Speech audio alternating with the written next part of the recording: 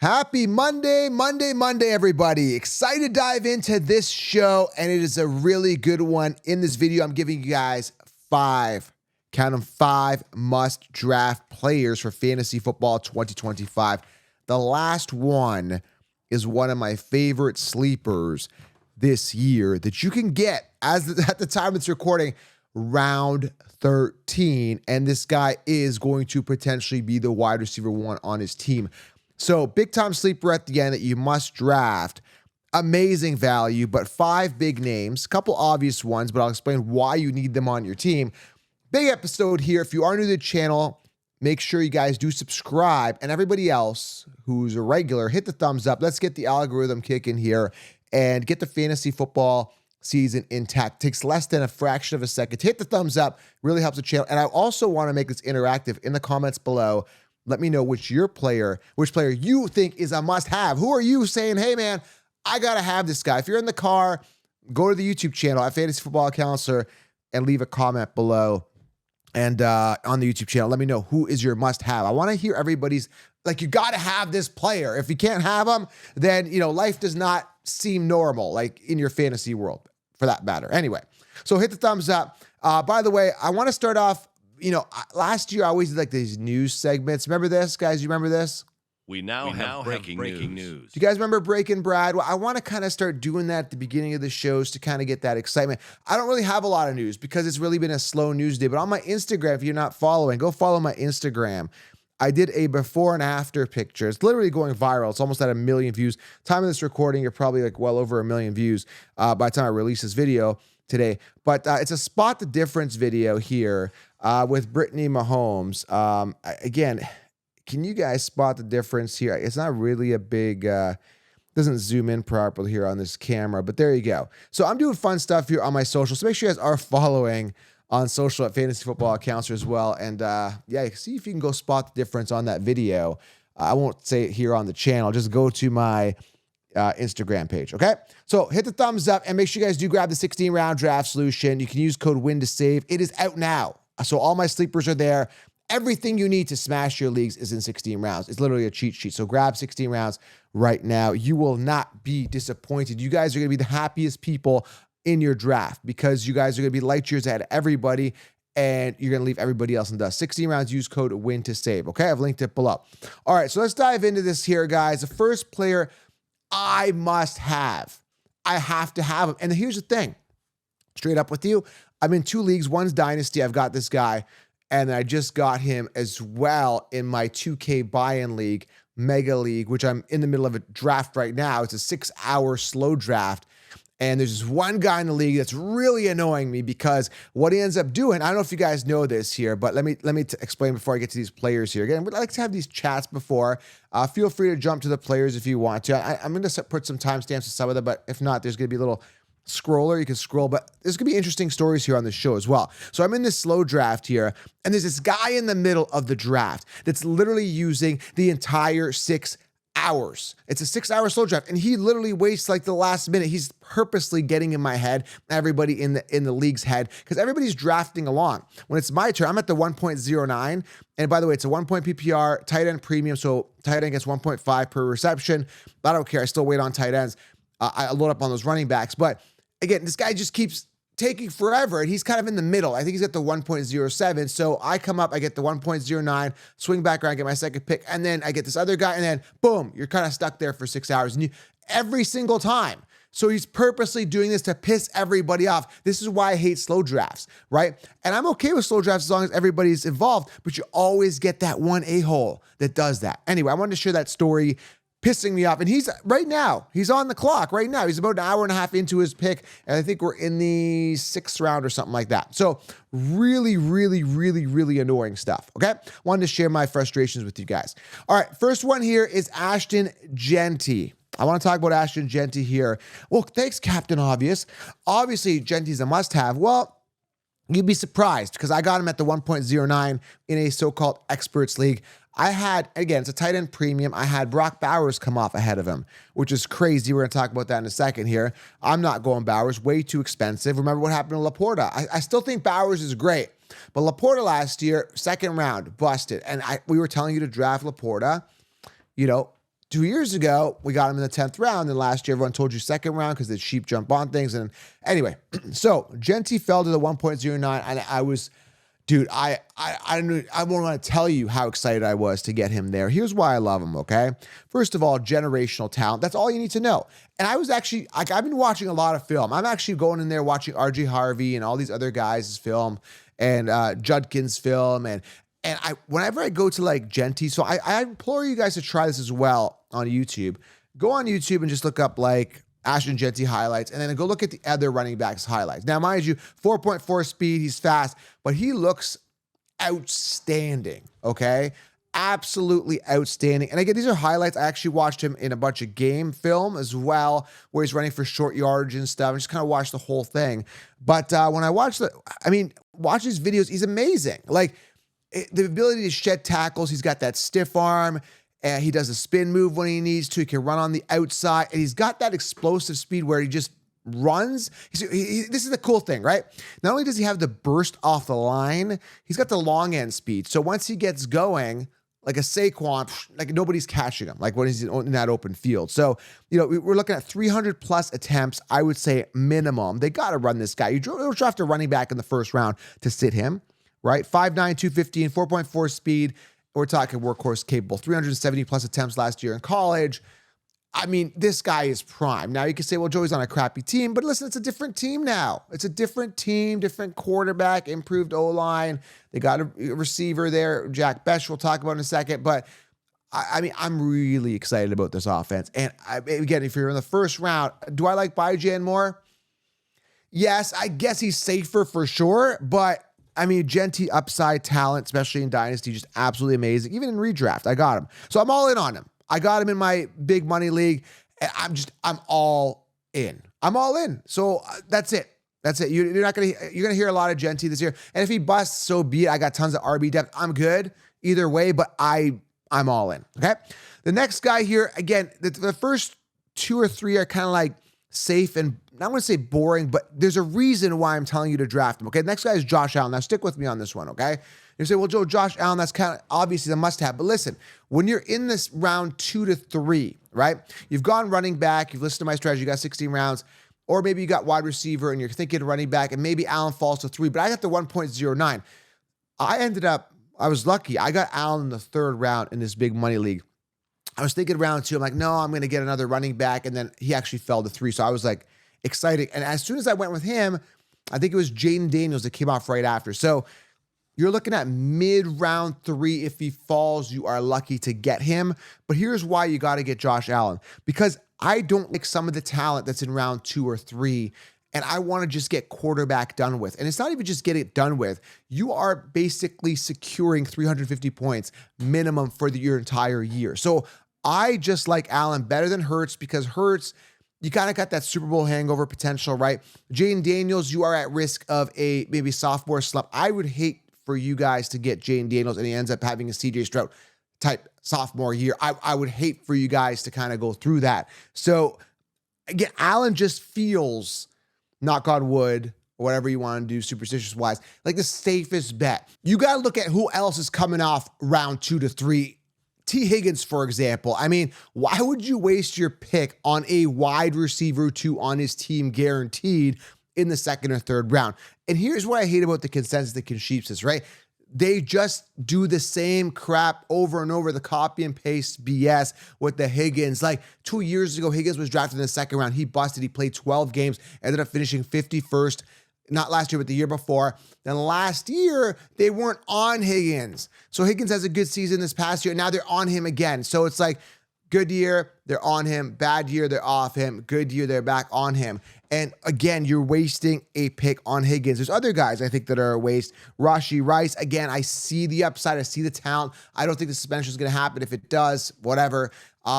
That would kind of screw his value. But you got him and Worthy coming off similar values. You got Kelsey coming back kind of for his last hurrah, right? There's a lot of targets to feed there. So again, Garrett Wilson, I don't know if I trust that offense.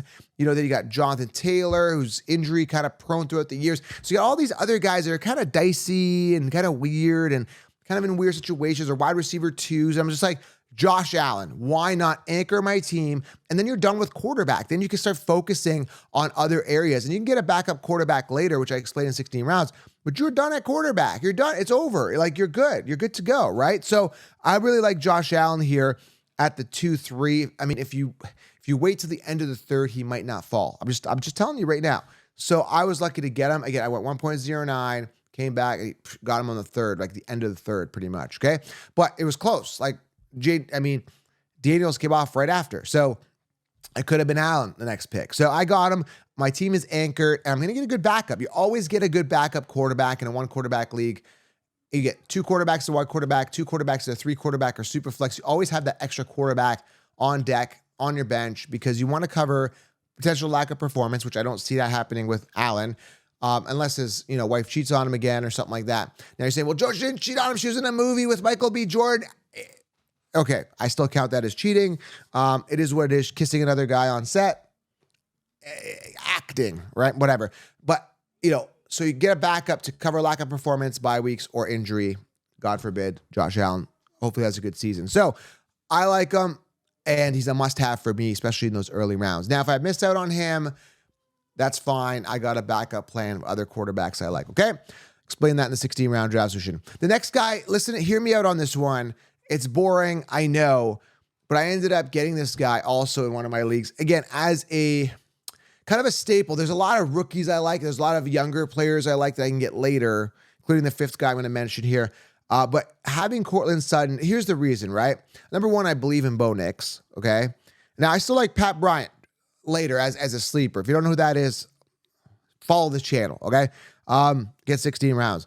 But Courtland Sutton, I like him. Wide receiver 23, rounds 4 to 5. Now, here's the thing, 100, and you guys think I'm crazy. Courtland Sutton, contract year. All right? You've got Bo Nix throwing to him, who I think is going to take a step up this year. Contract year, but listen, hear me out. Contract year, Bo Nix, 2 pluses. And when I look at it, I'm going to just compare him to T. Higgins, right? How crazy T. Higgins' pick is. T. Higgins had 109 targets, and that's kind of his peak. He's never peaked past like 109, 110 targets, kind of where he's at. Sutton had 135 last year. So I'm getting a guy that gets more volume in a contract. You remember Higgins just got paid. And I get him 3 rounds after Higgins, 2 to 3 rounds. Sign me up, because those 2 rounds that you didn't draft, you could have drafted Higgins, you could have got yourself a workhorse running back. There's a lot of value in those 2 to 3 rounds where you wait on Sutton, right? And then you still got a similar or slightly better receiver in Sutton than you are getting with Higgins. So, and you're getting the one on the team on paper right now. So he's a based on value contract year. I mean, why not as one of your wide receivers if you're heavy on the running backs earlier, if you get Josh Allen, some running backs, which I ended up doing. Okay. So Courtland Sutton. Now here's where it gets a little sexier here with the picks. Next guy I love, and his ADP should rise. I ended up getting him as well in the money league. I got him around, I think 5 or 6 or something like that. I have to go back and look, but I had to, because his ADP was higher. Now it's going to continue to go up. I think I got him around 6. So at the time of this recording, if you look at it on ADP consensus, it's round 7, 8. In this money league, he was coming off rounds like 5 to 6. So Caleb Johnson's the guy I'm talking about. 6'1", 224, 263 freed up attempts with Najee out. I cannot express to you how important Najee being gone is and how much volume he ended up getting. So Najee Harris being out opens things up. Now you're saying, well, Jaylen Warren. Well, Jaylen Warren only had 120 attempts, 500 plus yards on the ground, and 1 touchdown. He's not that good. Quick facts on Caleb Johnson here. Masterful tempo behind the line. I read all of it. Amazing vision, controlled violence, able to shed tackles, great hands, workhorse capable, natural lean forward to him. So he runs for the extra yard. He's got this natural lean forward motion, right? Good for the red zone, good for the end zone, good for goal line work, good for getting extra yardage, fighting for stuff. And again, good vision. So that again, I like him. I think he's stronger. I think he's hungrier than a Najee. So, man, I understand the 4.57 speed, but that should be fine game time speed. I've said it in 100 videos. Tomlin acknowledges the speed at the combine, but says that he has seen Caleb break out for runs. He's not concerned about the speed. Okay, so maybe he gets tackled by a DB a couple yards before the goal line to catch up to him. He's still gonna have the speed to take off, man. Like, I'm not concerned, but I think the volume is definitely gonna be there. And I know a lot of people saying because they say that Warren's the one. They just say that. It's like a formality because he's kind of a veteran. He's been there. We don't want to disrespect Warren with this rookie. Once the rookie gets in, proves himself, then it's game over for Warren. We're playing our best players. So I'm really not concerned about Warren. There's no committee there. Is going to be the Caleb Johnson show. Because if they believed in Warren, why draft a running back? Put Warren. I mean, this is such common sense, right? Common sense ain't that common. If you think Warren is the one, run Warren and don't draft anybody. Or draft somebody outside the third. Like, this guy was drafted in the third round, something like that. I wouldn't even drafted a guy in the third round. I would have got some guy in like the 6th, 7th round. Warren's our starter. We don't need anybody else. No, you get one of the top prospects at the running back position because you don't believe in Warren. I want to just knock this whole Warren starter debate out of the park right now. How do I say this? If you are good, if you are a great player, if you're a true RB1, you beat crappy Najee Harris because Najee Harris sucks. That's it. You couldn't beat Najee for the starting job. End of discussion. Let's move on. The last guy here that I absolutely love, he's going to be on all my teams, is a round 2 pick by the Vegas Raiders, is Jack Bech. Why do I love him? Let's talk about it, all right? First and foremost, his ADP is outstanding at the time of this recording. We're talking mid-May, round 12 to 13, as late as 14. Now, I just saw the news yesterday, and I hate when I hear news like this. They're already started, we just started training camp, spring camp, whatever. They're already saying he's going to start. Obviously, he's going to start because they don't have another wide receiver there. They have Myers and Trey Tucker. He could easily beat Myers up for the job. I think Bowers takes a regression this year. We got a brand new quarterback. Who was it? Minshew, whoever. They're not there anymore. It's a new quarterback now. You got Geno throwing the ball. It's a different scenario. They need a true one. I understand he doesn't have the speed, right? Everyone's saying 4.55 speed. Listen, it's fast enough because where he's missing in speed, he's making up in physicality. So ultra physical, elite pass catcher, elite hands, right? That's really important. The fact that he can catch the ball, create decent separation at the point of the catch, and also be physical with the ball. The yards after catch, it's amazing. It's absolutely amazing. I cannot say enough about, like, just get this guy on your team, all right? Just have him on your team, draft him. The worst that's going to happen is he has a 100-target season, right? Like, I can get Jack Bech in round 12 and people who could be the one on the team, exciting rookie, exciting new offense, right? Or I could waste a 2nd-round pick on T. Higgins. If you told me I had to pick between Higgins and Bech, even in the 2nd round, I'd take Jack Bech because I don't want the wide receiver 2. I love the potential of the wide receiver. Even if it doesn't become the wide receiver, I love just that potential, and you're paying nothing to get him. It's amazing. So Jack Bech, he's an absolute must-have based on a talent value opportunity. Go ahead and draft these guys, okay? It's all logic. It's not like, hey, draft these guys, you must have them, but there's a reasoning before them. Like I said, it's Courtland Sutton. That's not exciting. Well, it's a contract year. You got Bo Nix upside. You got amazing talent. You got great value, right? It's all the reasoning behind it. Josh Allen, anchor your team. You guys got to start using your brain, okay? If this isn't making sense to you because nobody else talks logically, and I know because I've listened to other podcasts, I've been in this industry for 10 years, everyone's copying and pasting.